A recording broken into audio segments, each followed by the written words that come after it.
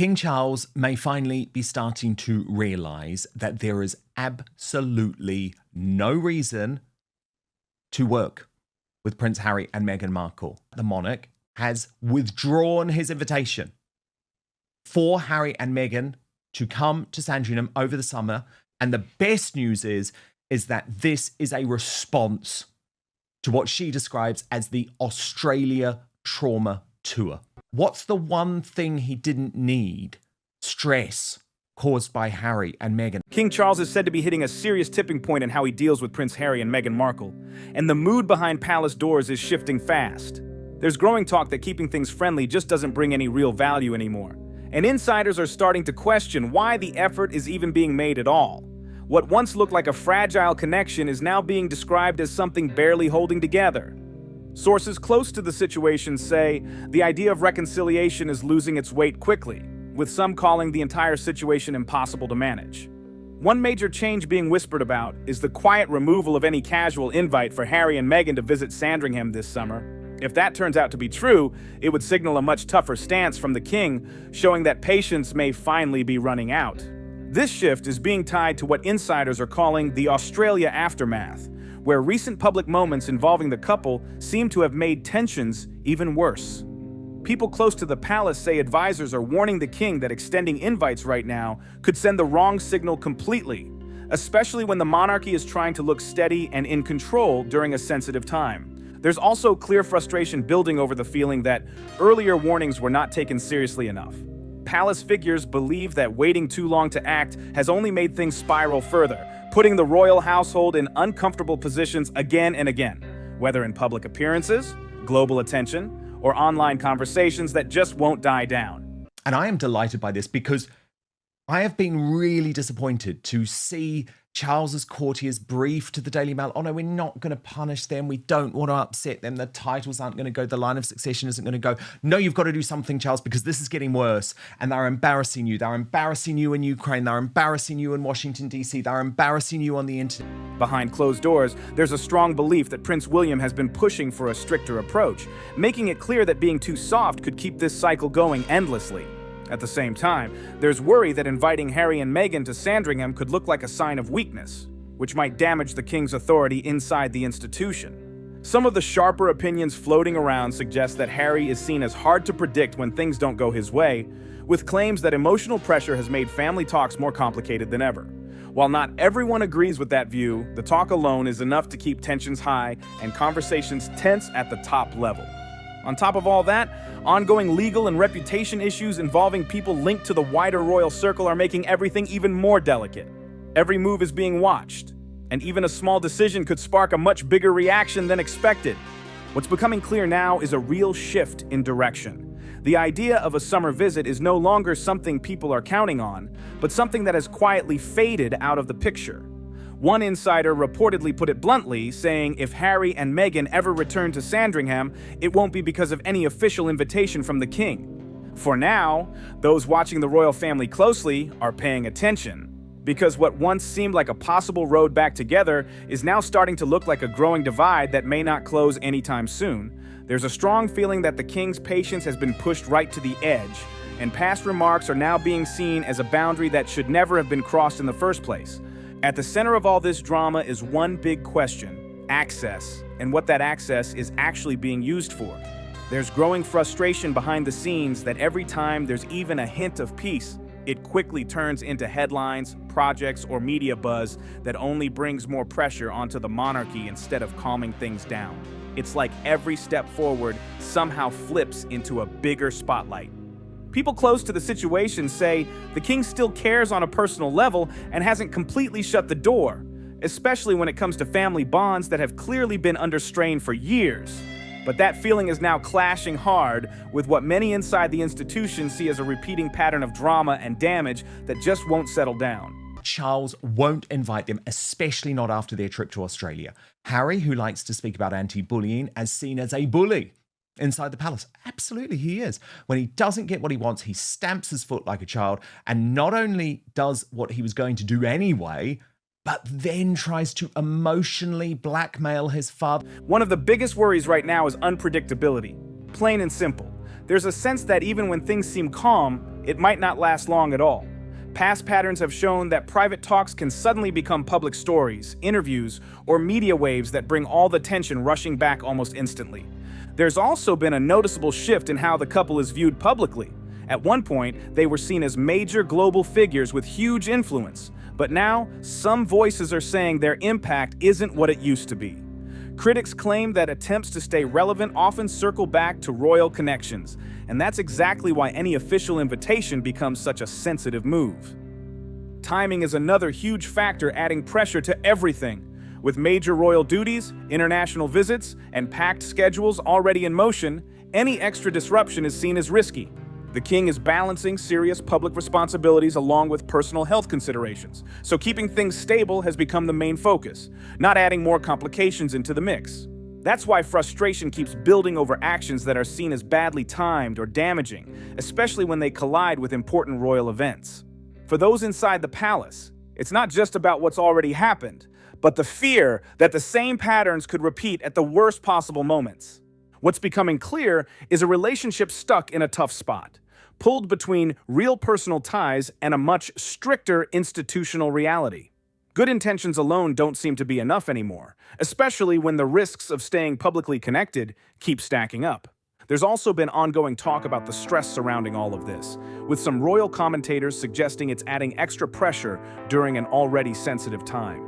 Managing public duties is demanding on its own, and when personal challenges are added into the mix, any extra controversy just makes things even heavier.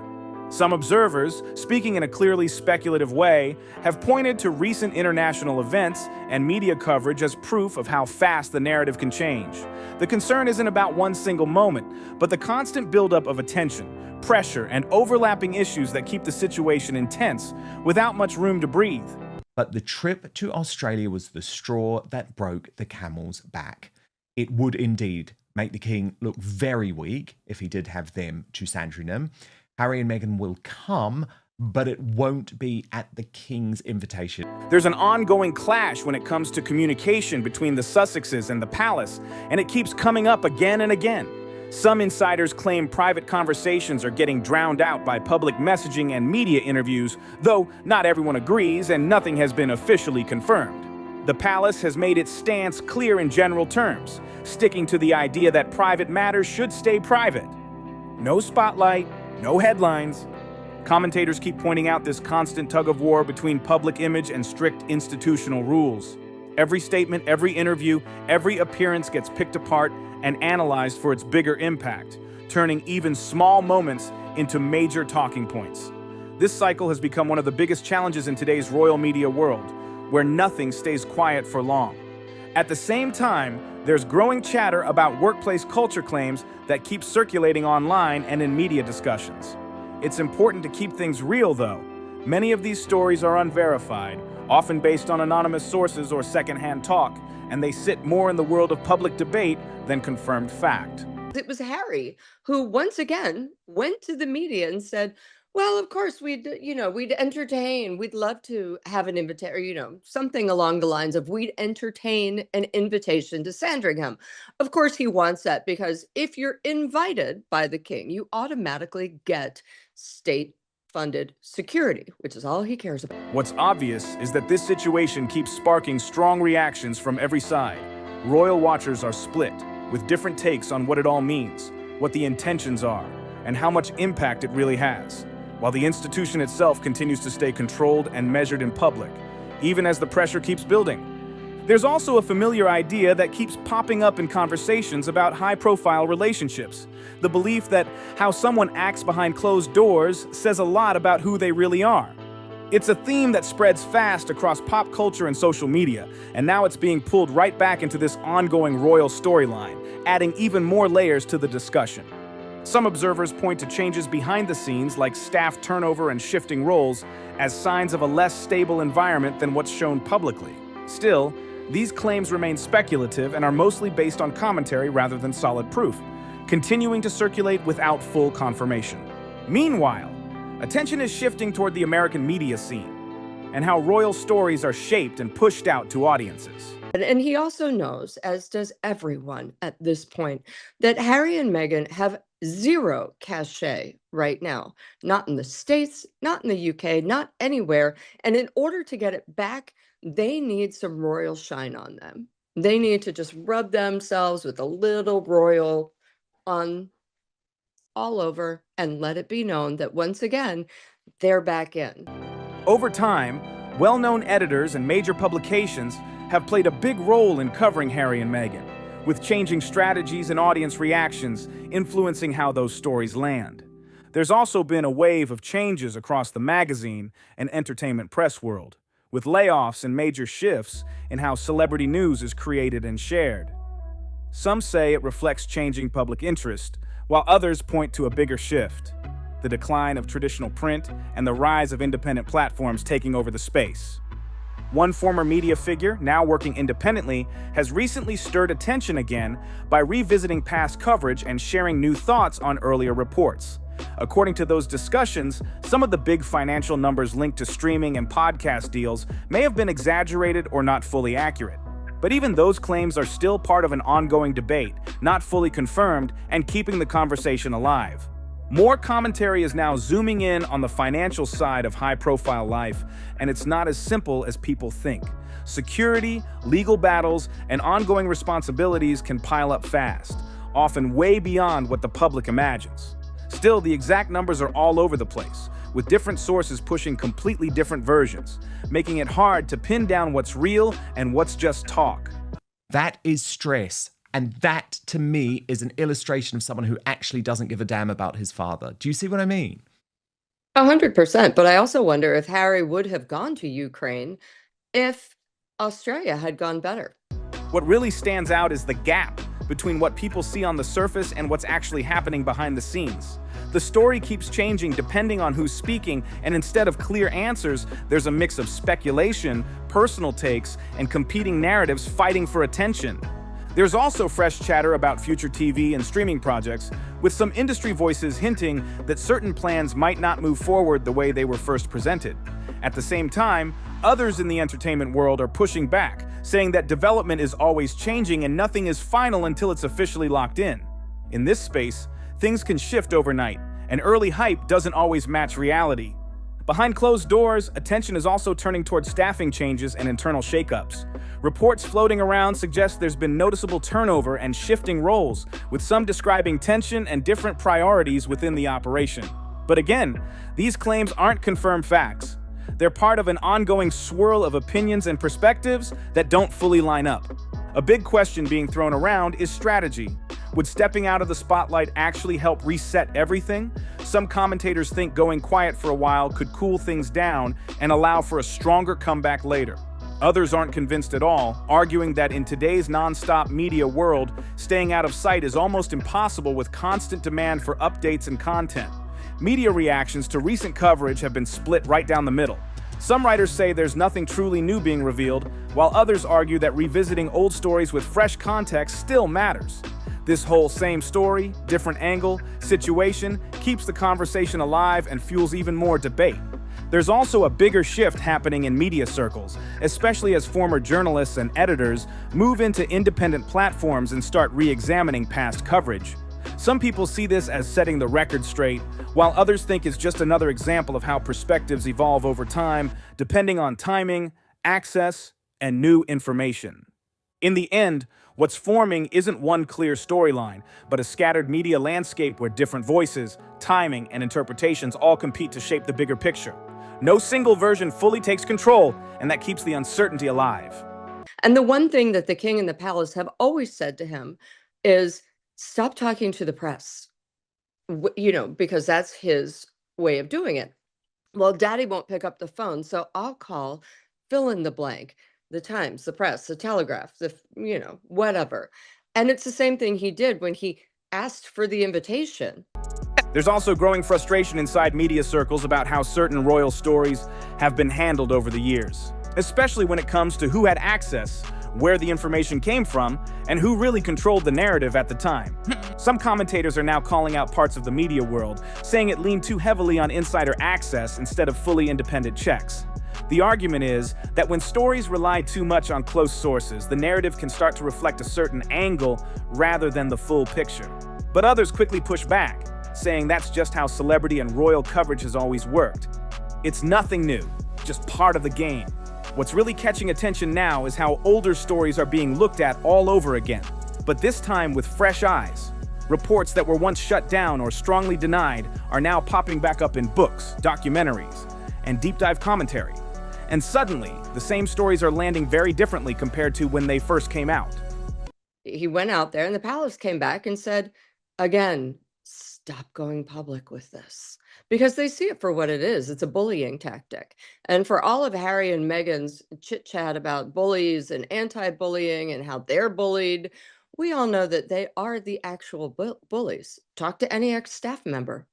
Journalists who stood by their reporting back then are also speaking up, saying they faced major criticism for details that are now being discussed again in new formats. That tension between what was reported first and how it's being reinterpreted later is still causing friction, and it's not slowing down anytime soon. When it comes to coverage around Harry and Meghan, things have become especially divided. Their story has turned into one of the clearest examples of how split the media world can be. Some reports were denied right away, only for parts of those same claims to show up later in different ways, depending on who's telling the story and how it's framed. The media landscape itself has completely changed too. It's no longer about one dominant voice controlling the narrative. Now there are traditional outlets, books, podcasts, and independent platforms all pushing their own versions of events. That means the public is seeing multiple angles at once, and not all of them match up. This moment with Sarah Fosmo, Prince Harry's chief of staff, where Meghan quite obviously gives her the death stare, and anyone who has worked for Harry and Meghan knows that you get the death stare in public, but what you get in private is strips torn off you. Because of that, people aren't following just one clear storyline anymore. Instead, public opinion is shaped by overlapping narratives, each influenced by timing, access, and perspective. It's a crowded space, and figuring out what to trust has become a challenge on its own. Audiences today are much sharper and more selective about where they get their information. Over time, people tend to stick with voices they believe have been consistent and reliable, and that trust becomes incredibly valuable in a world full of competing opinions and non-stop commentary. Crazy video clip of Meghan giving a staffer a very dirty look, and former staffers have exclusively told me it gives me PTSD. It's classic Meghan, literally a workplace psychopath, smiling to the public on one side of her face and glowering at you on the secret side. The woman treats anyone she has power over as totally disposable. You are just treated like a tradesman who is there to fix the toilet. Now shifting focus to King Charles, his recent address has pulled in serious attention, even if it didn't explode across every headline like some expected. Some royal commentators saw it as a calm but firm response to growing calls for big changes within the monarchy, including discussions about its future direction. The message recorded at Balmoral carried a reflective and steady tone, focusing on duty, continuity, and the values tied to the late Queen's legacy. In that moment, the king made it clear he's committed to staying the course and continuing his role, shutting down any talk about stepping away. For many observers, this was a quiet but powerful move, a clear signal that stepping down is not even being considered. Even critics have admitted that the stance itself showed strength, especially with so much pressure building around the monarchy right now. And Meghan hasn't learned that rule of, if you want things to work, if you want things to go well, you have to treat the people around you well. There's also a wider conversation happening about how modern monarchies should evolve. Comparisons keep coming up with other European royal families that have made sharper structural changes to simplify roles and reduce pressure on extended members. Supporters of reform argue that setting clearer boundaries could make the system stronger in the long run, but others strongly disagree, saying tradition and continuity are the backbone of the monarchy, and making sudden changes could throw everything off balance. The finances are not what the headlines tell you. The $100 million Netflix deal was never $100 million. The $20 million Spotify deal was not $20 million. Sources say that the inheritance that Princess Diana gave Harry is mostly gone, and their outgoings are huge, with security bills, multiple mortgages, and legal fees estimated at $38 million. At the same time, there's growing recognition of the personal weight that comes with the role, especially during periods of health challenges. Commentary around the king is starting to show more understanding, acknowledging just how demanding it is to keep up with public duties while under constant global attention. What's becoming clear is that this moment reflects a deeper tension running through the monarchy: tradition versus change, stability versus reform, history versus the future.